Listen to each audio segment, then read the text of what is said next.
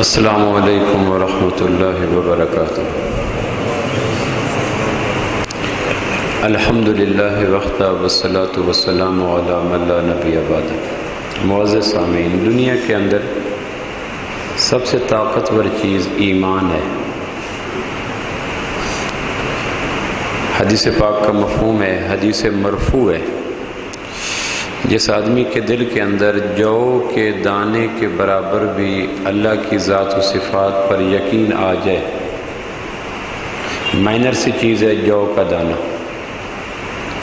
جو کے دانے کے برابر بھی جس آدمی کے اندر ایمان آ جائے، یہ ایمان اس کے وجود میں اتنی طاقت بھر دیتا ہے، اتنا قوی کر دیتا ہے کہ وہ جب چاہے آدمی پانی پہ چل سکتا ہے، ہواؤں میں اڑ سکتا ہے۔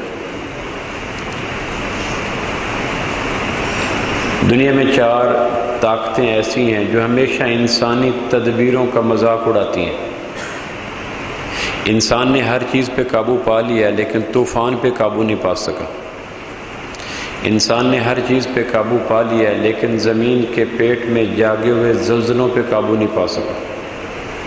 انسان نے ہر چیز پر قابو پا لیا لیکن بپھرتے ہوئے سیلاب پہ قابو نہیں پا سکا۔ پچھلے دنوں امریکہ میں نیو یارک میں طوفان آیا، پورا امریکہ، اس کی 52 اسٹیٹ، تمام تر اندرونی بیرونی امداد کے باوجود روک نہیں سکے۔ جاپان میں ایسے آلے ہیں جو زلزلے کے آنے سے پہلے چیخ پڑتے ہیں، لیکن ایسا آلہ جو زمین کے زلزلوں کو ناکارہ کر دے، ایسا نہیں ہے۔ تو ہوائیں جب طوفان بن جائیں تدبیریں ختم ہو جاتی ہیں، لہریں جب سیلاب بن جائیں تدبیریں ختم ہو جاتی ہیں، زمین کے پیٹ جب متحرک ہو جائیں تدبیریں ختم ہو جاتی ہیں، آگ کے شعلے جب آسمان سے باتیں کرنے لگے تو تدبیریں ختم ہو جاتی ہیں۔ ان کو عناصر اربع کہتے ہیں: آگ، ہوا، مٹی، پانی۔ یہ 4 طاقتیں جب منہ زور ہو جائیں، سرکش ہو جائیں، بگ ٹوٹ ہو جائیں تو انسانی تدبیریں ان کے ہونے والے نقصان کا تخمینہ بتا سکتی ہیں۔ نقصان کو روکنا یہ آج تک انسانوں کے بس کا روگ نہیں ہے۔ ہاں، ایمان وہ طاقت ہے جو ان بکھری ہوئی طاقتوں کو بھی لگام چڑھا دیتا ہے۔ سیدنا فاروق اعظم رضی اللہ عنہ کے زمانہ خلافت میں مدینہ کے پہاڑوں میں زلزلہ جاگا تو سیدنا فاروق اعظم نے کیا کیا؟ ٹوٹا ہوا کوڑا پہاڑوں کی پیٹھ پہ مار کر کہا، کیا عمر نے تیرے سینے کو عدل سے آباد نہیں کیا؟ تاریخ اس بات پہ گواہ ہے کہ وہ کوڑے کی ضرب زمین آج تک اطاعت کر رہی ہے۔ مدینہ میں اس کے بعد کبھی زلزلہ نہ آیا۔ عمر بن عاص رضی اللہ عنہ گورنر مصر بن کے گئے۔ مصر نیا نیا فتح ہوا، فاتح مصر تھے۔ مہینے کا 10ویں یا 12ویں تاریخ آئی، بونا ایک مہینہ تھا مصریوں کے ہاں، اس مہینے میں دریائے نیل خشک ہو جاتا تھا۔ تو وہ مہینے کی 10 یا 12 تاریخ آئی، عملاً دریائے نیل خشک ہو گیا۔ اہل مصر نے عمر بن عاص رضی اللہ عنہ سے کہا، آپ مہربانی کریں، دریا کے بہاؤ کی جو سال ہر سال سے ہمارے ہاں ایک تدبیر چلی آ رہی ہے، ہمیں وہ پوری کرنے دیں تاکہ پانیوں میں، دریا میں پانی آ جائے۔ مصر کے سارے رقبے کی آباد کاری نیل کے پانیوں پر ہے۔ عمر بن عاص رضی اللہ عنہ نے کہا، خشک نیل کو تم جولانی، روانی، طغیانی کس طرح دیتے ہو؟ انہوں نے کہا، ہم ایک ایسی لڑکی تلاش کرتے ہیں جو ماں باپ کی اکلوتی ہو، کنواری ہو، پھر ماں باپ کو پیسے دے کر لڑکی لے لیتے ہیں، پھر اس کو زیورات میں لاد کر، بہترین لباس پہنا کر، اس کو لا کر دریائے نیل کے کنارے کے اوپر اس کی شہرک پہ چھری پھیرتے ہیں، اس کا تازہ معصوم خون نکلتا ہے، وہ دریائے نیل کے پانیوں میں جاتا ہے، نیل کا دیوتا خوش ہوتا ہے، اس خون سے خوش ہو کر دریائے نیل اپنے خشک پیٹ میں دوبارہ پانی لے آتا ہے۔ عمر بن عاص رضی اللہ کہنے لگے، ان الاسلام یہدم ما کان قبلہ، اسلام بری رسومات کو مٹانے کے لیے آیا ہے، تسلسل دینے کے لیے نہیں ہے۔ انسان کو قربان کر کر پانی لینا یہ ممکن نہیں ہے۔ اللہ کی شان، نیل خشک ہو گیا، عملاً ایک گھونٹ پانی نہ رہا۔ اہل نیل نے دیکھا کہ اب قبضہ مسلمانوں کا ہے، پریکٹس کرنے نہیں دے رہے، بچی کو ذبح کرنے کی روایت دم توڑ چکی ہے، وہ یقین تھا، ان کو یقین تھا کہ اب نیل میں پانی نہیں آئے گا۔ انہوں نے اپنے خچروں پر، گھوڑوں پر سامان رکھا، اہل خانہ کو رکھا اور چلنے لگے۔ عمر بن عاص نے کہا کہاں جا رہے ہو؟ انہوں نے کہا نیل کی روانی ختم ہوگی، ہماری زندگی کے آثار ختم ہو گئے۔ کہا پھر کیا کرو گے؟ کہ ہرے بھرے کھیتوں اور میدانوں کی تلاش میں ہم جاتے ہیں۔ عمر بن عاص نے کہا ٹھہرو، مدینہ منورہ پیغام بھیجا۔ سیدنا فاروق اعظم رضی اللہ عنہ اس وقت مدینہ منورہ میں موجود تھے، امیر المومنین تھے، پوری صورتحال کی کارگزاری لکھ کر بھیجی۔ یہ ہوا، نیل خشک ہو گیا۔ اہل نیل کا یہ پریکٹس ہے، یہ کام کریں تو دریاؤں میں روانی آتی ہے، میں نے انکار کر دیا ہے۔ امر واقعہ یہ ہے کہ نیل کے اندر پانی خشک ہو گیا، کیا کیا جائے؟ حضرت عمر مسجد نبوی سے باہر نکلے، کسی مٹکے کی ٹوٹی ہوئی ٹھیکری اٹھائی۔ کچے مٹی کے برتن جب ٹوٹ جاتے ہیں تو ٹوٹے ہوئے پارٹس کو ٹھیکری کہتے ہیں، بے وقت قسم کے حصے۔ ٹھیکری اٹھائی، کسی جگہ سے کوئلہ اٹھایا اور اس کے اوپر خط لکھا، اللہ کے بندے عمر کی طرف سے نیل اور نیل کے رہنے والوں کے نام۔ ان کنت تجری من قبلک لا تجر وان اللہ واحد القہار یجریک فنسأل اللہ الواحد القہار یجریک۔ یہ رکا لکھا ٹھیکری کے اوپر، ایمان والے کے ہاتھ میں کوئلے سے ٹھیکری پر لکھے گا رکا، نیل کے حوالے کیا۔ لکھا یہ تھا کہ اگر تیری جولانی، طغیانی، روانی، آب رواں کی فراوانی تیرا ذاتی فعل ہے تو ہمیں ایسے ایک پانی کے قطرے کی ضرورت بھی نہیں ہے جس کے اوپر ہمارے اللہ کا قبضہ نہ ہو، اور اگر تیرے اوپر کنٹرول ہمارے اللہ کا ہے تو ہم اللہ سے گزارش کرتے ہیں تیرے خشک پیڑ کو آباد کرے، کناروں کو چھلکتا ہوا پانی عطا کرے۔ یہ ٹھیکری پہ لکھا ہوا رکا عمر بن عاص کو بھیجا، کہنے لگے نیل کے اندر تھوڑا سا پانی اکٹھا کر کے اس کو اس میں ڈال کر کنارے پہ دیکھنا پروردگار کیا کرتا ہے۔ عمر بن عاص کہتے ہیں جمعے کی شام کو یہ ہمارے پاس پہنچا رکا، ہم نے رات کو نیل کے اندر تھوڑا سا گڑھا کیا، پانی اکٹھا کیا، ٹھیکری ڈالی۔ صبح جب دریائے نیل کے پہ آئے تو قد اجر اللہ فی النیل 16 ذراع فی لیلۃ واحد۔ صبح آئے تو آ کر دیکھا کہ دریائے نیل کے اندر 16 ہاتھ پانی ٹھاٹے مار رہا تھا۔ دنیا کی کوئی طاقت ویران دریاؤں میں پانی نہیں لا سکتی، ہاں اہل ایمان کے اندر ایمان کی وجہ سے یہ طاقت ہوتی ہے۔ عہد فاروقی میں مدینہ منورہ کا ایک پہاڑ تھا، حرہ جگہ تھی، وہاں سے آگ نکلی اور وہ مدینہ منورہ کی طرف چلی۔ حضرت عمر رضی اللہ عنہ تمیم داری ایک صحابی تھے، ان کو بلایا، فرمانے لگے قم الی ھذہ النار، روکو ذرا اس کو۔ تمیم داری رضی اللہ کہنے لگے کس کو؟ کہا اس آگ کو۔ تمیم تو کہنے لگے من انا وما انا، عمر میں کیا، میری حیثیت کیا؟ بھڑکتے ہوئے شعلے، دہکتے ہوئے شعلے، آسمان سے باتیں کرتی ہوئی آگ، ہر چیز کی بس ہستی کو خاکستر بنانے والی آگ، بھلا میرے ہاتھوں سے، میرے کہنے سے کب رکے گی؟ عمر رضی اللہ نے کہا کہ تم جا کے آگ کو کہو پیچھے ہٹ جاؤ۔ حضرت تمیم داری کہتے ہیں جب میں نے دیکھا خطاب کا بیٹا اپنے حکم پہ مصر ہے، اپنی بات پہ بضد ہے اور وہ میری بات کو ماننے کے لیے تیار نہیں ہے، فَيَجْعَلَ يَهُوشُهَا بِيَدِهِ هَكَذَا حَتَّى دَخَلَتِ الشِّبْ، میں نے اپنے ہاتھ انگاروں کے آگے کھڑا کر کے کھڑا ہو گیا کہ دیکھو بھئی آگ آگے نہیں جا سکتی۔ دنیا میں آگ لگتی ہے، بڑے سے بڑی کوششیں کی جاتی ہیں، ہزاروں علاقوں کو صفحہ ہستی سے مٹا کر آگ تھم جائے تو تھم جائے، یہ مدینہ منورہ کا ایک مومن بھڑکتے ہوئے شعلوں کے آگے ہاتھ کر کے کھڑا ہے۔ آگے روایت کتابوں میں لکھا ہے کہ وہ آگ جہاں آگے بڑھ رہی تھی ٹھہر گئی، پھر تمیم داری آگے بڑھے، آگ پیچھے ہٹی، پیچھے ہٹی، پیچھے ہٹی، یہاں تک کہ جس کنویں سے، جس پہاڑ کی کھو سے اور غار سے آگ نکلی تھی، آگ وہاں چلی گئی۔ تمیم داری نے اوپر پتھر رکھا اور کہا کرتے تھے کہ آگ نے میرے ایک بال کو بھی جلایا نہیں تھا۔ ایمان میں وہ طاقت ہے کہ عناصر اربع جب بکھر جائیں انسانی تدبیریں ماتم کرتی ہیں، بستیاں ویران ہو جاتی ہیں، علاقے برباد ہو جاتے ہیں اور کوئی بھی تدبیر کام نہیں، لیکن ایمان وہ طاقت ہے بکھرے ہوئے عناصر اربع کو بھی قابو کر لیتی ہے۔ ایمان ہے کیا؟ ایمان ایک مانوی چیز ہے، مادی چیز نہیں ہے کہ آدمی ہوا سے خمسہ سے اس کو ٹیسٹ کر سکے، اس کو دیکھ سکے، چھو سکے، چکھ سکے، مس کر سکے، پکڑ سکے، سونگھ سکے۔ ایمان کوئی ایسی چیز نہیں ہے کہ جو آدمی کی گرفت میں آ سکے، ایمان ایک مانوی چیز ہے، اور پروردگار نے ایمان کو بنانے کے لیے ایمان کو اتنا آسان رکھا کہ دنیا کا کوئی انسان یہ نہیں کہہ سکتا کہ میرے پاس اسباب نہیں تھے ایمان کو بنانے کے. میں بوڑھا تھا، میں ایمان نہ بنا سکا. میں غریب تھا، میرے پاس پیسے نہیں تھے. میں ان پڑھ تھا، میرے پاس ڈالر یورو درہم دینار نہیں تھے. میں انگوٹھا چھاپ تھا، میرے پاس واجبی علم بھی موجود نہیں تھا.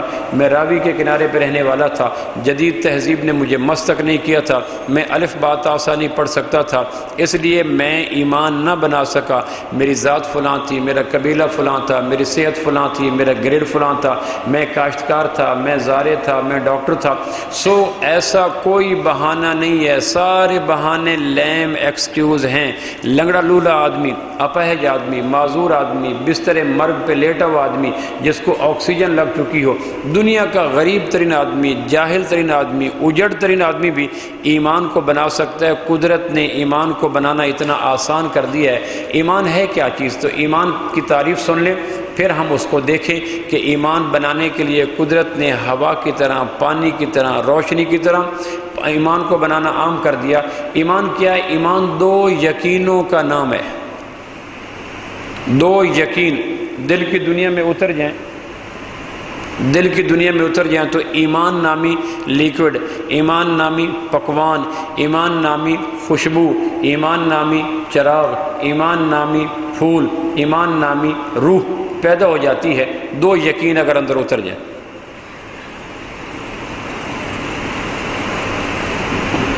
پہلا یقین یہ ہے کہ آدمی کے جی کے اندر، دل کی گہرائیوں کے اندر، دماغ کے ایک خلیے کے اندر، جسم کے ایک ایک روئے کے اندر یہ بات اتر جائے، پینیٹریٹ کر جائے، گھس جائے، گہرائیوں تک جگہ پکڑ لے کہ اس کائنات میں جو ہوا، جو ہو رہا ہے، جو ہوگا، اکیلے اللہ سے ہوا، اکیلے اللہ سے ہو رہا ہے، اکیلے اللہ سے ہوگا. خالق ایک، باقی سب مخلوق. مالک ایک، باقی سب مملوک. رازق ایک، باقی سب مرزوق. ناصر ایک، باقی سب منصور. دینے والا ایک، باقی سارے لینے والے. داتا ایک، باقی سارے سائل.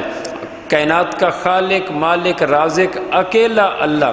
پوری کائنات میں کوئی چیز اس کی مجبوری نہیں، کوئی چیز اس کے لیے ضروری نہیں. بادل نہ ہوں وہ بارشیں برسا سکتا ہے، زمین نہ ہوں وہ غلے اگا سکتا ہے، پانی نہ ہو وہ پیاس بجھا سکتا ہے، آسمانی لٹریچر نہ ہو وہ ہدایت دے سکتا ہے، ملائکہ کا وجود نہ ہو وہ کائنات کا نظام چلا سکتا ہے، جبریل نہ ہو وہ وحی بھیج سکتا ہے، حتیٰ کہ جوڑے نہ ہوں وہ اولاد پیدا کر سکتا ہے، سورج نہ ہو وہ روشنی دے سکتا ہے، بیج نہ ہو وہ غلہ اگا سکتا ہے، حتیٰ کہ انبیاء نہ ہوں تو بھی خالق کائنات کے اندر ہدایت کا نظام چلا سکتا ہے. بھری کائنات میں پروردگار کے لیے کوئی چیز ضروری نہیں، کوئی چیز مجبوری نہیں. ہر ایک کی مجبوری اللہ ہے، ہر ایک کے لیے ضروری اللہ ہے. وہ زندگی سے موت لے، وہ بیماری سے صحت لے، وہ غربت سے دولت لے، وہ پستی سے بلندی لے، وہ دکھ سے سکھ لے، وہ جہالت سے علم لے، وہ نیچ سے اونچ لے. آزاد ہے. ہمارے علاقے کا معروف پھل ہے تربوز. مئی جون کے مہینے میں پکتا ہے جب ٹمپریچر 50+ چلا جاتا ہے، ریت فی نفس ہی گرم ہو جاتی ہے، ہوائیں باد سموم بن جاتی ہیں، سورج کی آنکھیں پوری کھل جاتی ہیں، اوپر سے آگ برستی ہے، نیچے سے ریت تعامل کرتی ہے، دائیں بائیں سے ہوائیں تعامل کرتی ہیں. اس صحرا کے ابلتے تپتے کڑکتے ماحول کے اندر تربوز تیار ہوتا ہے. جب پک کے فیصل آباد آتا ہے، کاٹ کے ہم گھروں میں کھاتے ہیں، تو گرمی کے اسباب میں پلا ہوا تربوز معدے کے اندر جا کر ٹھنڈک کے نتائج پیدا کر دیتا ہے. پروردگار کہتا ہے یہ ہے تمہارا رب جو بھرپور گرمیوں کے اندر سے ٹھنڈک کے اسباب پیدا کر سکتا ہے. مچھلی ہمارے علاقے کی معروف چیز ہے. انڈا ٹوٹ نکلتا ہے، مچھلی دیتی ہے تو آب رواں کے اندر 5 سال مچھلی پلتی ہے تو گلگت جہلم اور چناب کے پانیوں کے بیچ میں اوپر پانی، نیچے پانی، آگے پانی، پیچھے پانی، دائیں پانی، بائیں پانی، یخ بستہ پانیوں کے بیچ میں ہم اپنے ہاتھ ڈالیں تو انگلیاں فریز ہو جاتی ہیں. کبھی کبھی اتنا یخ پانی ہوتا ہے کہ جو حصہ پانی کے اندر چلا جائے وہ گہرا نیلا ہو کر کاٹنے کے قابل ہو جاتا ہے. اس یخ بستہ پانیوں کے بیچ میں دھوپ کے مہینے میں، گندم کی کٹائی کے دنوں میں کاشتکاروں کے وجود کے اندر سورج کی کرنیں کر آگ لگا دیتی ہیں. شام کو کاشتکار اس اندر اتری گرمی کو نکالنے کے لیے ہینڈ پمپ کے نیچے بیٹھ جائیں گے، ٹیوب ویل کے نیچے بیٹھ جائیں گے، شاور کے نیچے بیٹھ جائیں گے. 15 منٹ کے پانی کا اوپر فوار اندر کے وجود کی گرمی کو نکال دیتی ہے. لیکن یہ کیسا جانور ہے جس کے اوپر نیچے دائیں بائیں آگے پیچھے انڈا دینے سے لے کر پکڑے جانے تک مائکرو سیکنڈ کے برابر بھی مچھلی کنارے پہ نہیں آتی، ساحل پہ نہیں آتی، پانی کے اوپر نہیں چلتی، گہرائیوں میں اس کا مسکن ہوتا ہے۔ یخ بستہ ٹھنڈک کے ماحول میں پلنے والی مچھلی جب کاٹ کے جھنگ بازار سے گھر لا کے پکاتے ہیں، دل گردے کے اندر گرمی پڑ جاتی ہے۔ پروردگار کہتا ہے یہ ہے تمہارا رب جو سردی کے اسباب سے گرمی کے نتائج پیدا کر سکتے ہیں۔ تو میری بیماری سے ڈاکٹر کہتے ہیں مشکل ہے، ہم کہتے ہیں اسی بیماری کو اللہ صحت بنا دے گا۔ لوگ کہتے ہیں اب حالات نہیں بدلیں گے، ہم کہتے ہیں اسی بگڑے ہوئے حالات سے اللہ حالات بنا دے گا۔ اللہ تو کہتے ہی اس کو ہے کہ بھری کائنات میں اس کی مجبوری کوئی نہیں، اکیلا جو چاہے وہی ہوتا ہے۔ بہقی کی روایت ہے، ابن عباس راوی ہیں، ایک آدمی نے آپ علیہ السلام سے کہا ما شاء اللہ و ما شئت، جو اللہ چاہے جو آپ چاہیں۔ بادی النظر میں جملہ کتنا خوبصورت ہے، جو اللہ چاہے جو آپ چاہیں۔ تو نبوت نے، توحید کے امام نے، امام الموحدین نے، لوگوں کے دلوں میں اللہ کی تعارف بھرنے والی ذات پاک نے اس جملے کو سنا جب اس نے کہا ما شاء اللہ و ما شئت، جو اللہ چاہے جو آپ چاہیں۔ نبوت کے نورانی لبوں سے جواب کیا نکلا؟ اجعلتنی للہ عدلا، پھر تو نے تو مجھے اللہ کے برابر کھڑا کر دیا۔ اس نے کہا جی میں کیا کہوں؟ آپ فرمایا قل بل شاء اللہ وحدہ، یوں کہے جو اکیلا اللہ چاہے گا وہ ہوگا، جو اکیلا اللہ نہیں چاہے گا وہ نہیں ہوگا۔ یہ بات لوگوں کے دلوں میں پیوست ہو جائے کہ اس کائنات میں حرف آخر فائنل ڈیسیژن اللہ کا حکم چلتا ہے۔ زمین کی تدبیریں جو ہوتی رہیں، جو ہونا آسمان پہ ہے وہ زمین پہ ہو جانا ہے۔ فلولا ان کنتم غیر مدینین ترجعونہا ان کنتم صادقین، قرآن کہتا ہے کہ اگر تم ہی سب کچھ ہو، لو بھئی ہم تمہارے بچے کی روح نکالنے لگے ہیں، تمہارا کمرہ، تمہاری ران، میڈیکل سٹور بھرا ہوا، اور دائیں بائیں ڈاکٹر، تعویذ، مسیحا، سارے کچھ کرنے والے، ہم اس کو مارنے لگے ہیں۔ اگر میرے علاوہ کسی کے پاس کچھ ہے تو اس کو جا کے کہو مرنے والے کی روح حلق سے لوٹا کر پاؤں کے ٹخنوں تک لے جائے۔ موت دلیل توحید ہے۔ اس لیے ہمارے ایشیا میں یا بالخصوص پنجاب میں موت جب کسی کے ہاں وار کر جاتی ہے، لوگ پھوڑیاں بچھا کر، مسلح بچھا کر اظہار غم کے لیے بیٹھتے ہیں، تعزیت کرنے والے جملے بولنے کے لیے آتے ہیں، ان کے زخم کے اوپر ڈریسنگ کرتے ہیں۔ تو ایک اچھا جملہ جو بڑا بھرپور جملہ ہے، جو ہمیں اکابرین سے، اسلاف سے ملا، اس موقع پر جس کے سینے کے اوپر موت نے روح کی گہرائیوں تک زخم لگا چھوڑا، اس زخم کو بھرنے کے لیے ایک جملہ بولا کرتے ہیں، اچھا میاں اللہ کی مرضی۔ یہ بڑا خوبصورت جملہ ہے، اچھا میاں اللہ کا حکم، اچھا میاں اللہ کا امر، اچھا میاں اللہ کا فیصلہ۔ یہ کتنا کوثر و تسنیم سے بھولا ہوا خوبصورت جملہ ہے، اچھا میاں اللہ کا امر۔ اگلا آدمی ندامت سے یا بڑا بوجھل دل سے کہتا ہے ہاں میاں اللہ کا امر تسلیم کیا، اللہ کا حکم مان لیا۔ اللہ کہتے ہیں دیکھ لو موت دلیل توحید نہیں ہے، نیک مزید نیکی کے شوق میں نہیں مرنا چاہتا، گنہگار آنے والے عذاب کے امکانات کے خوف سے نہیں مرنا چاہتا، نیک کہتا ہے چلو ذکر اور کر لوں، تلاوت اور کر لوں، رفع عامہ اور کر لوں، خیر کے کام اور کر لوں۔ برا کہتا ہے 4 دن شراب کی جو بعد میں ٹھکائی ہونی ہے، جوئے کی جو ٹھکائی ہونی ہے، سود کی جو مجھے عذاب ہونے ہیں، وہ عذاب سے بچنے کے لیے موت سے بچتا ہے۔ یہ نیکیوں کی کثرت کے لیے موت سے بچتا ہے، نہ نیک بچ سکتا ہے نہ بد بچ سکتا ہے۔ اس موقع پہ آگے قرآن کہتا ہے فلولا ان کنتم غیر مدینین ترجعونہا ان کنتم صادقین، اگر تم ہی تم ہو تو اپنے روح نکلتی ہوئی واپس لوٹا کے دکھاؤ۔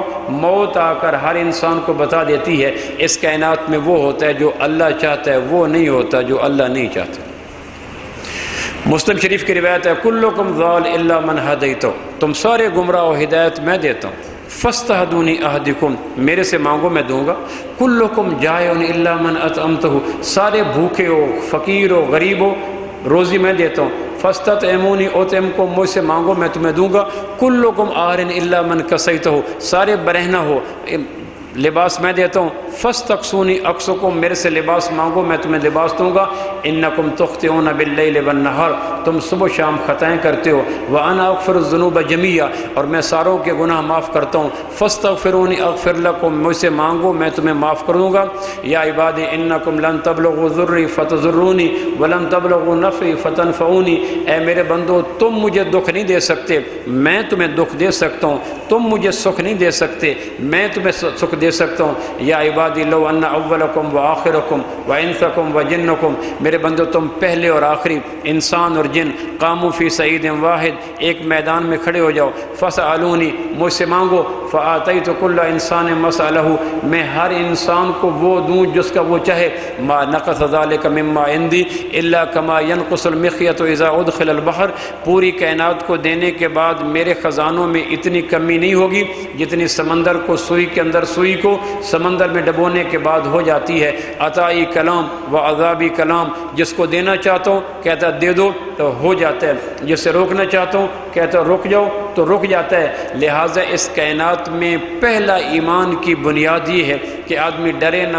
خوف نہ کھائے، چاپلوسی نہ کرے، خوشامد نہ کرے، بکے مت، جھکے مت، لوگوں کے پاس مت جائے، اس کے دل میں یقین ہو اللہ کو اونگ کوئی نہیں، نیند کوئی نہیں، ذوف کوئی نہیں، تھکن کوئی نہیں، بڑھاپا کوئی نہیں، پریشانی کوئی نہیں، دینے کے لیے لینا نہیں پڑتا، کرنے کے لیے کچھ کرنا نہیں پڑتا، اس کو ڈر کوئی نہیں باپ کا، لالچ کوئی نہیں بیوی کا، توقع طمع کوئی نہیں اولاد کی، اور اس کو خوف کوئی نہیں گیم سے نکل جانے کا، کمپٹیشن سے نکل جانے کا کہ اگر میں نے دونوں ہاتھوں سے اپنی مخلوق کو لوٹانا شروع کر دیا تو میرے مقابلے پہ آنے والا میرے سے آگے نکل جائے گا، اس کا رینک فیلو کوئی نہیں، اس کی محبت، اس کی بیوی اس کے پاؤں کی محبت کی زنجیر نہیں، باپ کا اوپر برستا ہوا تازیانہ کوئی نہیں، اولاد کو میراث کے نام پر خطرہ کوئی نہیں، احد ہے، صمد ہے، لم یلد ہے ولم یولد ہے ولم یکن لہ کفوا احد ہے۔ تو یہ یقین دل میں اتر جائے تو ایمان کا پنچھی کا پہلا پر لگ گیا۔ اور دوسرا یقین یہ ہے کہ اس کائنات میں عزت، سکون، سیادت، قیادت، نیابت، امامت، تفاخر، اس کائنات میں دائمی، سرمدی، ازلی، ابدی قرار کا طریقہ ایک ہی ہے، اور وہ ہے حضرت محمد صلی اللہ تعالی علیہ وسلم کا نورانی طریقہ، اللہ کے محبوب کا نورانی طریقہ، اس کائنات میں عزت لینے کا، سکون لینے کا، غلبہ لینے کا، قرار لینے کا۔ ہم نے اللہ کے محبوب کو رسول مانا ہے، وما محمد الا رسول، محمد الرسول اللہ۔ ہم نے کلمے کے اندر کہا اللہ ہم نے تیرے محبوب محمد کو رسول مانا، تو اللہ کہتا ہے پھر رسول مانا ہے تو رسول کی مانو، رسول کو مانا ہے، وما ارسلنا من رسول الا لیطاع باذن اللہ، میں نے تو رسول تم سے اس لیے منوایا ہے تاکہ کل عملی زندگی میں، عقائد میں، عبادات میں، معاملات میں، اخلاقیات میں، معاشرت میں، معیشت میں، سیاست میں، خلوت میں، جلوت میں، لینے میں، دینے میں، تجارت میں، زراعت میں، صنعت و حرفت میں، ناخن کاٹنے میں، حکومت چلانے میں، بیت الخلاء کے نکلنے میں، بیت اللہ کے اندر جانے میں، غصہ اور نرمی میں، تربیت اولاد میں، حقوق زوجین میں، دیکھنا بولنا سوچنا تولنا اٹھنے بیٹھنے میں، اگر تم نے میرے رسول کو مانا ہے تو پھر میرے رسول کی مانو، اگر میرے رسول کی نہیں ماننی تو پھر میں تمہارا یہ دعویٰ کہ ہم نے تیرے نبی کو رسول مانا، میں تمہارا یہ دعویٰ بھی قبول کرنے کو تیار نہیں ہوں، تم اپنے دعوے میں جھوٹے ہو۔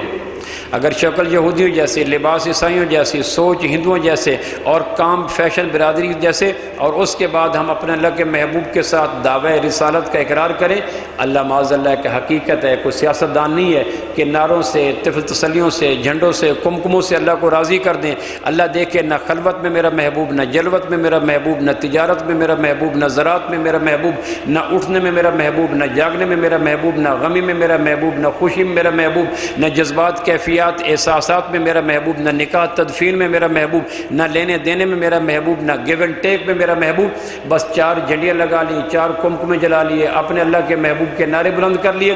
اللہ اللہ ہے اور وہ ٹھونک بجا کے دیکھتا ہے کہ زندگی کے کتنے مرحلوں میں تم اپنے طریقہ حیات میں میرے محبوب کو بلائنڈلی اوبے کرتے ہو۔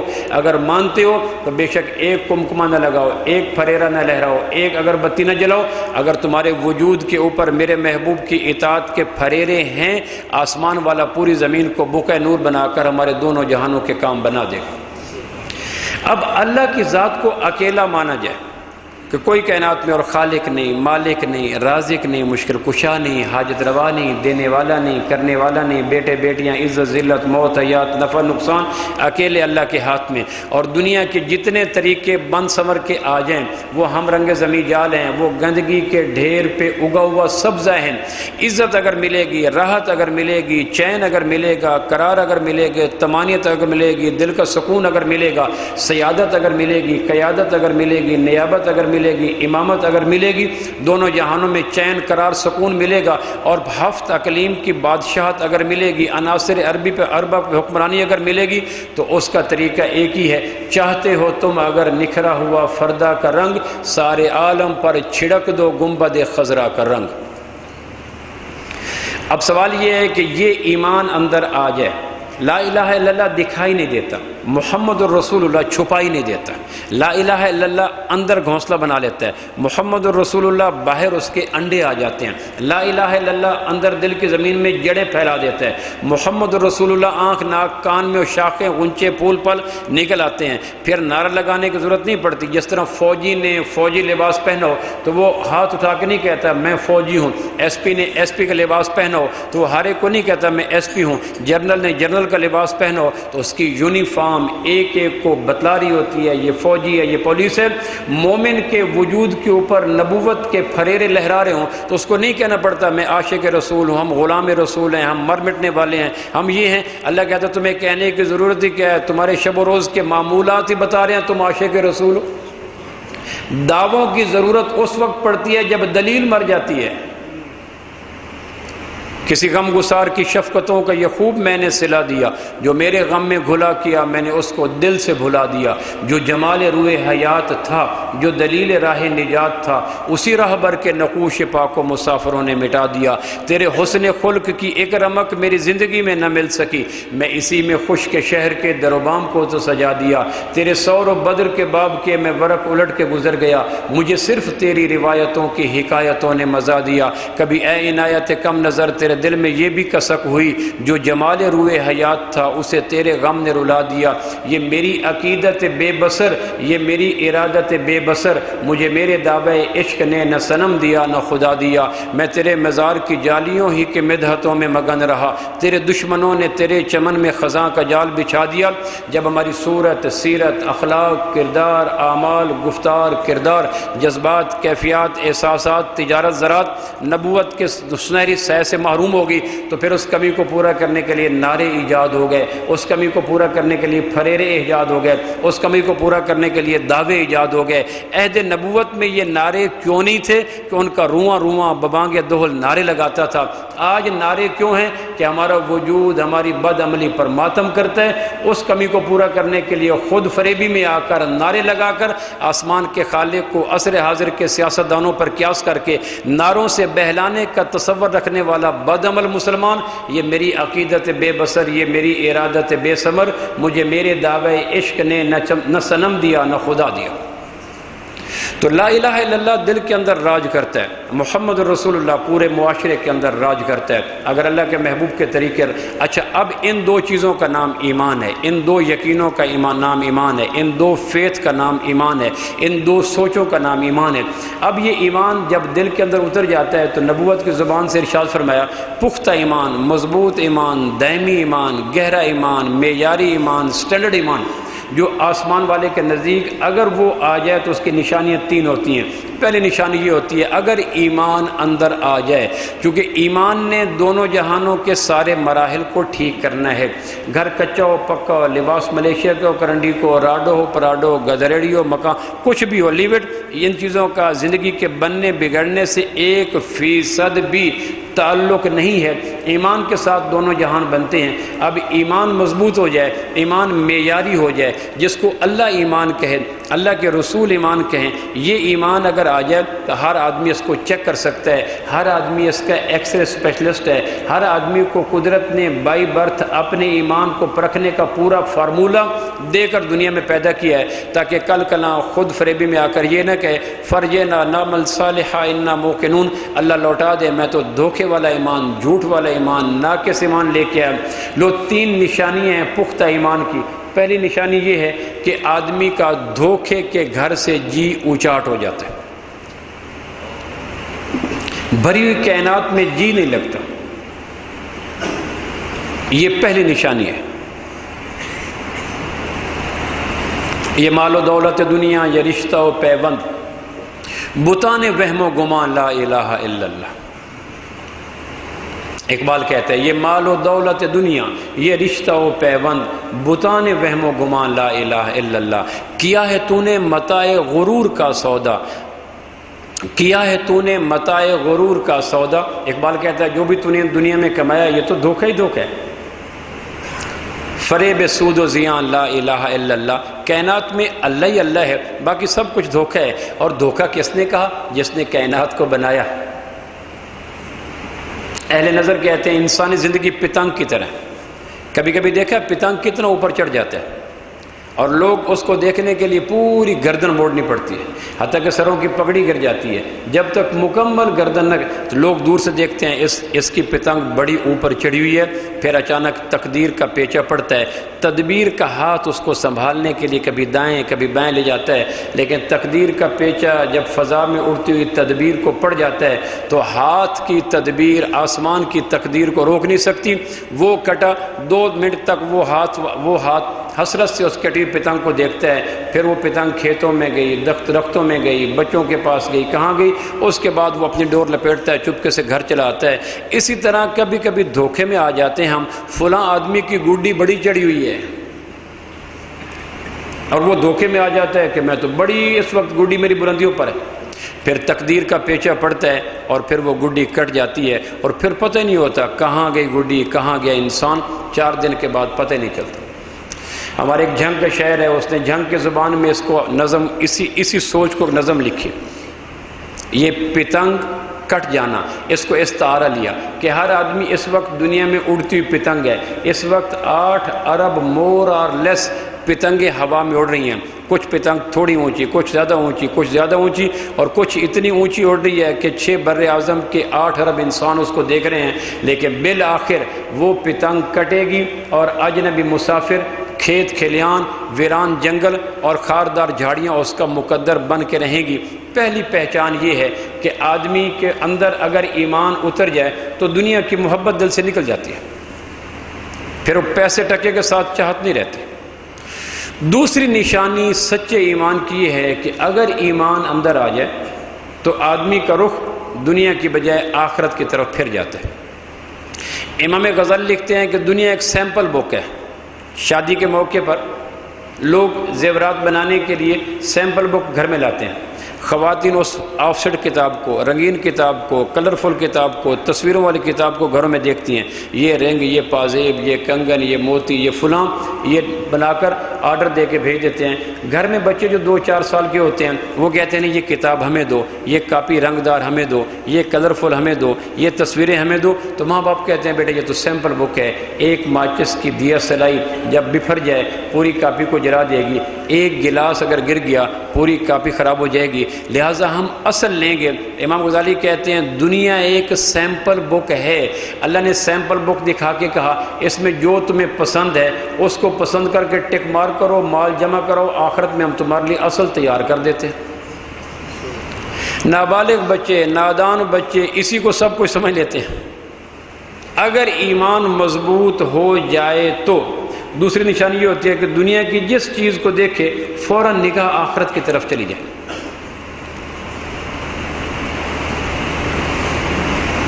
ایک صحابی بیٹھے آپ علیہ السلام کے پاس، کہنے کہ اللہ کے محبوب میں حبشی ہوں، میرا رنگ کالا ہے، آپ کا رنگ سفید ہے، میں امتی ہوں، آپ نبی ہیں.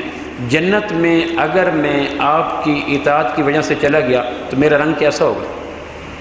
یہ ہے دنیا کے سامنے رکھ کر آخرت کو سوچنا. اب فرمایا تیرے چہرے کی روشنائی 1000 سال کے فاصلے تک دکھائی دے گی. اس نے کہا سچ؟ یعنی جیسے آدمی حیران، سچ؟ آپ نے کہا میری زبان سے سچ کے علاوہ کچھ نکلتا نہیں ہے. اس نے کہا واہ واہ، مزہ ہوگا کہ میرے چہرے کی تنویریں، ضیاء پاشیاں، روشنائیاں، نگہتیں 1000 کے فاصلے تک، سال تک دکھائی دیں گی. اس نے ٹھنڈا سانس بھرا اور وہیں فوت ہو گیا. آپ فرمایا لو بھائی تمہارے بھائی کو حقیقت کے یقین نے دنیا سے روح نکال کر آخرت میں پہنچا دیا. ایک صحابی انگور کھا رہے تھے، کہا اللہ کے نبی جنت کا انگور کیسا ہوگا؟ یہ ہے دنیا سے رخ آخرت کی طرف پھر جانا. جنت کا انگور کیسا ہوگا؟ یعنی دنیا کی جس چیز کو دیکھیں آخرت کی اس چیز کو یاد کریں تو ایمان مکمل ہے. اور اگر وہیں دنیا تک اگر انگور دیکھا تو اس کی تعریف، مکان دیکھا تو اس کی تعریف، عورت دیکھی تو اس کی تعریف، سواری دیکھی تو اس کی تعریف، زمین کا کیتا دیکھا اس کی تعریف، کسی صاحب اقتدار کو دیکھا اس کی تعریف، ابھرتے ہوئے کڑیل جوان کو دیکھا اس کی تعریف، لٹکتے ہوئے پھلوں کو، کھلتے ہوئے پھولوں کو، دل نواز موسموں کو، برستے ہوئے بادلوں کو، کوسے قضاء کے رنگوں کو، اڑتے ہوئے پنچھیوں کو، معقولات کو، مشروبات کو، ملبوسات کو دیکھا تو انہی چیزوں کی باتیں شروع کر دیں، بھول کر بھی آخرت کی طرف تذکرہ نہ کیا، تو یہ آدمی کا ایمان کمزور ہے، لٹا پٹا آدمی ہے۔ انہوں نے کہنے کہ اللہ کے نبی جنت کے انگور کیسے ہوں گے؟ آپ فرمائے ایک انگور، کبھی اب تم نے دیکھا کہ تمہارے باپ نے بکری ذبح کی ہو، کھال اتار کے تمہاری ماں کو دی ہو، ماں نے اس کھال کا ایک مشکیزہ بنایا ہو، ایک مشک بنائی ہو جس میں پانی بھر کے لاتے ہو؟ کہا ہاں۔ کہ جنت کا ایک انگور اس سے بھی بڑا ہوگا۔ اس نے کہا جی پھر خوشا؟ آپ نے فرمایا ایک مہینہ تک ایک کوا اڑے، نہ زگ زیگ اڑے، نہ تھکے نہ بیٹھے نہ رکے، مسلسل رفتار کے ساتھ اڑے، ایک مہینہ اڑے، ایک مہینہ کے بعد کوا جہاں جا کر بیٹھے گا جنت کا ایک انگور اس سے بڑا ہوگا۔ وہ کہنے نبی جی پھر میرے خاندان کے لیے تو کافی ہوگا کہ اتنا بڑا خوشا؟ آپ فرمایا تیرا خاندان کیا تیرے پورے قبیلے کے لیے کافی ہو جائے گا۔ اس نے اپنے ہونٹ پر زبان پھیری، آپ نے کہا یہ کیا؟ اس نے کہا جی انگور کا رس میری زبان پہ آ گیا ہے۔ اس کو کہتے ہیں آخرت کا یقین۔ کسی کا مکان دیکھیں تو اسی کی بات نہ کریں، مکان کو دیکھتے ہی فوراً کلک کرے۔ میں بیٹھا تھا مکہ مکرمہ میں، ایک شامی یا مصری خاتون، ایک کپل بیٹھا تھا جوڑا، ان کا ایک بچہ کھیل رہا تھا، تو بچہ کھیلتا کھیلتا ہجوم کی طرف گیا، تو ماں نے بےتاب ہو کر اس کو آواز دی ایمن۔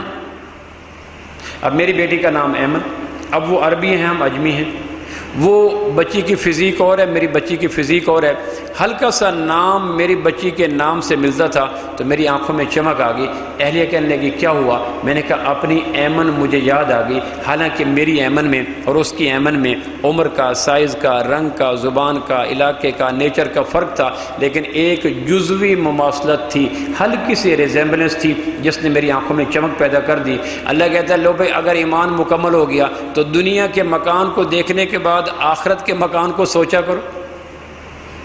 کوئی آدمی اپنا مکان دکھا رہا ہے تو فوراً کو واہ واہ مزہ آ گیا، کہنے کہ کیا ہوا؟ کہ مجھے آخرت کا مکان یاد آ گیا۔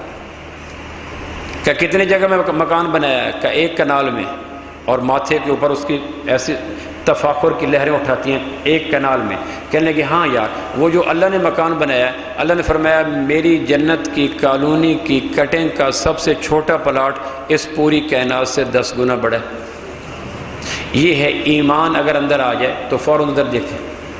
میرے ایک دوست نے گیٹ بنایا میرے گھر کے سامنے، بڑا چلیوڑ کے لوگوں کو بلایا، اس پہ زگ زیگ ڈیزائن بنائے، گلاب بنائے، اینٹیک قسم کی چیزیں۔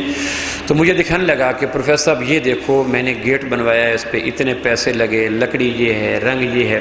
تو میں نے اس کو دیکھا تو میں نے کوئی رسپانس اس کو دے نہ سکا جس کا وہ توقع کر رہا تھا کہ میرے گیٹ کو دیکھنے کے بعد یہ کہے گا۔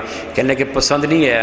میں نے کہا نہیں مجھے وہ ایک اور گیٹ یاد آ گیا۔ کہنے کہ کون سا؟ میں نے کہا حضور علیہ السلام نے فرمایا تھا 7 لاکھ آدمی، جنت میں ایک آدمی کا قد 120 فٹ کے لگ بھگ ہوگا، اور اس 120 فٹ کے آدمی کے بازوؤں کی چوڑائی کتنی ہوگی؟ یقیناً میرے اس بازوؤں سے 10 گنا بڑی ہوگی۔ اللہ کے محبوب فرمایا 7 لاکھ آدمی بازو پھیلا کر گزریں گے اور جنت کے ایک دروازے کے اندر سے گزر جائیں گے۔ حضور نے فرمایا 70 سال تیز رفتار عربی گھوڑے پر ایک آدمی دوڑے اور جنت کے 2 دروازوں کے بیچ میں سے اس فاصلہ طے نہیں کر سکتا۔ میں نے کہا میرے ذہن میں وہ اٹکا ہوا تھا، اس لیے معافی چاہتا ہوں آپ کے گیٹ کو میں پراپر تعریف نہ کر سکا۔ وہ نکلے تو آپ کی تعریف کروں۔ صرف سانپ ڈنگ نہیں مارتا، مکان بھی ڈنگ مارتے ہیں، کار بھی ڈنگ مارتی ہے، عہدے بھی ڈنگ مارتے ہیں، لباس بھی ڈنگ مارتے ہیں، یہ ہر چیز برساتی سانپ ہوتے ہیں۔ ان ڈنگوں کا تریاق کیا ہے کہ جب کوئی چیز دیکھو فوراً جنت کی چیز کو یاد کر لو۔ حدیث پاک میں آتا ہے جنت میں جنتی جب جائے گا تو جنت کا دروازہ اس کو سلام کرے گا، جنت کا دروازہ بولتا ہے، باہر سے اندر نظر آ رہا ہوگا، اندر سے باہر نظر آ رہا ہوگا۔ آدمی 40 سال تک جنت کے دروازے کو دیکھتا رہے گا۔ 40 سال کے بعد نظر جب ایک جگہ سے پھر کر دوسری جگہ پہ پہنچے گی تو پھر اس کی خواہش ہوگی کہ پھر پلٹ کے دیکھوں، ادھر پھر دیکھے گا تو جنت کا دروازہ نئے ڈیزائن کے ساتھ پھر چمک رہا ہوگا۔ ذہن میں آخرت آ جائے تو دنیا کی چیزوں کا ڈنگ، دنیا کی چیزوں کا شوق کس درجے نکل سکتا ہے۔ نیاگرا فال، میرے ایک دوست تھے وہ فوت ہو گئے، وہاں کینیڈا سے آئے تو نیاگرا فال اس کی تعریف کر رہے تھے. تو میں نے کہا جنت میں اللہ کریم نے ایک فال بنائی ہے اس کو آبشار بنائی ہے. حدیث پاک میں آتا ہے اگر دنیا میں وہ آبشار اللہ اٹھا دے تو اس کی اٹھتا ہوا جا کے چشمہ پہلے آسمان کی سطح کو جا کے مس کرے، اور اس کا ایک قطرہ اگر اللہ زمین کے اندر پھینک دے 7 زمین تک شہد سے زیادہ مٹھاس بھر جائے. ایک حدیث میں آتا ہے سب سے چھوٹے جنتی کے گھر کے اندر، میرے ایک دوست نے بتایا میں فلاں آدمی کے گھر میں گیا، پروفیسر صاحب 23 بیڈ روم، اور اس کی آنکھوں میں اتنی چمک آئی. ویسے اس کی آنکھیں چھوٹی تھیں لیکن جب اس نے کہا نا 23 بیڈ روم یا 25 بیڈ روم تو آنکھیں اتنی کھلی، میں حیران ہو گیا. تو وہ بتا رہا تھا کہ جنت میں سب سے غریب جنتی کے گھر کے اندر 4 ارب 90 کروڑ بیڈ روم اللہ نے بنا رکھے ہیں. کیوں جی؟ یہ حدیث میں آتے ہیں 4 ارب 90 کروڑ بیڈ روم ایک جنت میں، اور جنت کی زمین ساری چاندی کی ہے، اور اس کے اوپر اللہ نے زعفران پھیلایا ہوا ہے. کبھی دنیا کی موسیقی کی محفل سامنے آئے تو جنت کی موسیقی کو یاد کریں. اللہ لنچ پہ بلائے گا، ہر جنتی کو پہلا کھانا اللہ اپنے گھر میں دے گا، اور جبریل بھیجے گا ہر گھر کے پاس. دنیا میں جبریل نبیوں کے پاس آتا تھا، قیامت والے دن جبریل اللہ ہر جنتی کے پاس بھیجے گا. اللہ نے آج دوپہر کے کھانے پہ آپ کو بلایا ہے تو ہر جنتی کو پروردگار سواریاں دے گا، عطر و ریحان کے ٹیلوں پر چلتی ہوئی سواریاں، یاقوت اور مرجان کے اس کے اوپر کجاوے، خوبصورت بنے ہوئے پر اور اڑتے ہوئے قسم کے، ہر جنتی اس پہ بیٹھے گا. اور کہاں جا رہے ہیں؟ آج آدم سے لے کر آخری جنتی اللہ کے گھر میں جا رہے ہیں. اللہ نے لنچ پہ بلایا ہے، وہاں جا کے بیٹھیں گے تو ہر جنتی کے اس کے نام کا عطر ریحان کے ٹیلوں کے اوپر زبرجد اور یاقوت کے بنے ہوئے بیڈ اور صوفہ سیٹ پڑے ہوں گے، وہاں نام لکھا ہوگا. تشریف رکھیں، ہر جنتی بیٹھتا جائے گا، فرشتے آ کر سرو کریں گے. یہ تسنیم، یہ سلسبیل، یہ کھانا، یہ پینا. کھانے کے بعد اللہ کہیں گے بھائی میرے آنے والے مہمانوں کو کچھ کھلایا ہے؟ کہ جی یہ کھلایا ہے. پلایا ہے؟ کہ کچھ پلایا ہے. اللہ نے کہا تم نے تو جنت کی نہروں کا پلایا. انہار من ماء غیر آسن، انہار من لبن لم یتغیر طعمہ، انہار من عسل، دودھ کی نہر، شہد کی نہر، شراب کی نہر، پانی کی نہر. اور یہ تو جنتیوں کے ہر گھر کے اندر بہتی ہے. ہر جنتی کے پاس ایک چھڑی ہوگی. جب جنتی جنت میں داخل ہوگا تو ہر جنتی کو پروردگار 6 نبیوں کی صفات عطا کرے گا. عیسیٰ علیہ السلام کا عمر عطا کرے گا، ایوب علیہ السلام کا صبر عطا کرے گا، داؤد علیہ السلام کی زبان عطا کرے گا، آدم علیہ السلام کا قد عطا کرے گا، اور یوسف علیہ السلام کا حسن عطا کرے گا، اور امام کائنات کے اخلاق عطا کرے گا. 6 نبیوں کی صفات لے کر ہر جنت داخل ہوگا. سامنے ایک چشمہ، اسے نہلایا جائے گا تو اندر کی غلاظتیں، اندر کی مانوی غلاظتیں، حسد، کینہ، کپٹ اگر کچھ تھا یا باہم مسلمانوں میں لڑائیاں تھیں وہ دھل جائیں گی. پھر اندر کی مادی گندگیاں جو انسان کو الف فیل ہوتی ہیں وہ دھو دے گا. دوسرے چشمے پہ نہلائے گا تو وہ باہر کی گندگیاں، بڑھاپا جو بھی، وہ سارا دھل جائے گا. 32-33 سال کا کڑیل جوان. پھر ایک فرشتے آئیں گے، کفو انما یہدیکم من رب العالمین، آؤ نا تھوڑے اللہ کی طرف سے تحفے لے کے جاؤ. وہ کہیں گے کیا تحفے؟ تو کہیں گے اللہ نے ہر جنتی کے لیے 10 انگوٹھیاں اپنے ہاتھ سے بنا کر ہمیں بھیجا ہے کہ ہر جنتی کی 10 انگلیوں میں میرے ہاتھ کی بنی ہوئی 10 انگوٹھیاں پہنا کے آ جاؤ. کسی کے ہاتھ میں پہنی ہوئی انگوٹھی کو دیکھ کر اللہ کی وہ انگوٹھیاں یاد آ جائیں. سعید بن مسیب رحمہ اللہ ایک آدمی کے ساتھ جا رہے تھے تو اسے کہنے لگے، بازار سے گزرے، کہنے لگے اسأل ان یجمع بینی و بینک فی سوق الجنہ، اللہ تجھے مجھے جنت کے بازاروں میں اکٹھا کر دے. تو وہ کہنے لگا افیہا سوق، جنت میں بازار ہوں گے؟ کہنے لگے ہاں جنت میں بازار ہوں گے. دنیا کے بازار نظر ہیں، جنت کو دیکھ سوچو. دنیا کے مکان نظر ہیں، جنت کو سوچو. دنیا کے پھل نظر ہیں، جنت کو سوچو. دنیا کا دسترخوان نظر ہے، جنت کو سوچو. دنیا کی عورتیں نظر ہیں، جنت کو سوچے. دنیا کے معقولات، مشروبات، ملبوسات نظر ہیں، جنت کو سوچے. الغرض کہنے لگے جنت میں بازار ہوں گے؟ کہنے لگے ہوں گے. کہ وہاں کیا ہوگا؟ ہر چیز تو کھانے پینے کی وافر مقدار میں جنتیوں کے گھر میں پڑی ہوگی. کہنے لگے وہاں کچھ نہیں ہوگا، انسانی تصویریں ہوں گی.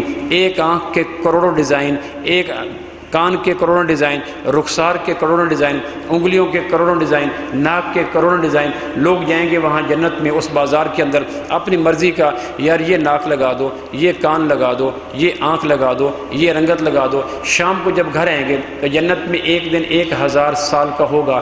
1000 سال کے بعد سفید جھنڈے کو بند کر کے پھر کھول دیا جائے گا. بند ہوگا تو اس کا فلیگ کا کلر کالا ہو جائے گا. لو بھئی یہ رات ہو گئی، اور پھر کھول کے لو بھئی یہ دن ہو گیا. تو جنتی وہاں پھریں گے، شام کو واپس آئیں گے. یعنی اگلا دن جب ہوگا کہ واپس آ گئے، کہنے لگے ہاں، تو جنتی آ کے دروازے کو دستک دے گا. اندر سے آواز آئے گی، کون؟ کہ میں ہوں. اندر سے ایک عورت نکلے گی، وہ کمال درجے کی حسین. وہ کہے گا، اسے کہے گا کہ بی بی یہ تو میرا گھر ہے. وہ کہیں گے میرے گھر ہے. ابھی تو میں شروع ہوگی تو فرشتہ آ جائے گا، کہنے کہ کس بات پہ جھگڑا ہے؟ کہ میرا گھر ہے، یہ خاتون آئی ہے. وہ کہے گی میرا گھر ہے، یہ مرد آیا ہے. وہ کہیں گے تم دونوں کا گھر آئے ہو، تم جمعہ بازار سے ہو کے آئے ہو، جنت کے بازار سے ہو کے آئے ہو. راوی کے کنارے میں بیان کر رہا تھا تو ایک بابا کہنے لگا اگر واقعتاً وہاں عورتوں کی شکلیں بدلتی ہیں تو 2-4 سال کے لیے میں اپنی بیوی کو تو وہاں چھوڑاؤں گا. اللہ مجھے اور آپ کو عمل کی توفیق